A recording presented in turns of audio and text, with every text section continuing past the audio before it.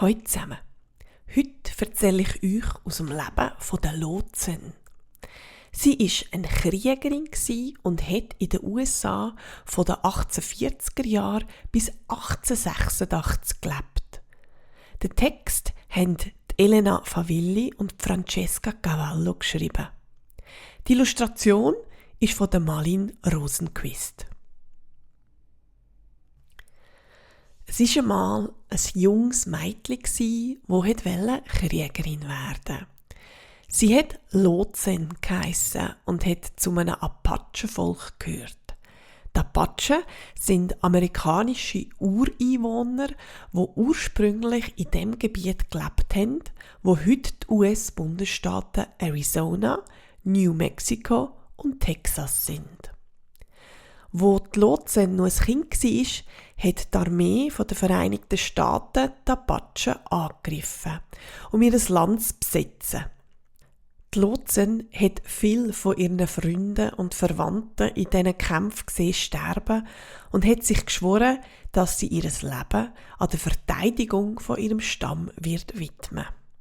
Ich will nicht die Aufgaben von Frauen lernen und ich will auch nicht heiraten, hat sie ihrem Bruder Victorio erklärt. Ich will Kriegerin werden. Der Victorio war der Anführer von ihrem Stamm. Von ihm hat die Lotsen gelernt kämpfen und jagen. Auf dem Schlachtfeld hat er sie immer an seiner Seite haben. Die Lotsen ist meine rechte Hand, hat er viel gesagt. Stark wie ein Mann, mutiger als die meisten und eine sehr gescheite Strategin. Die Lotsen ist wie ein Schutzschild für ihr Volk.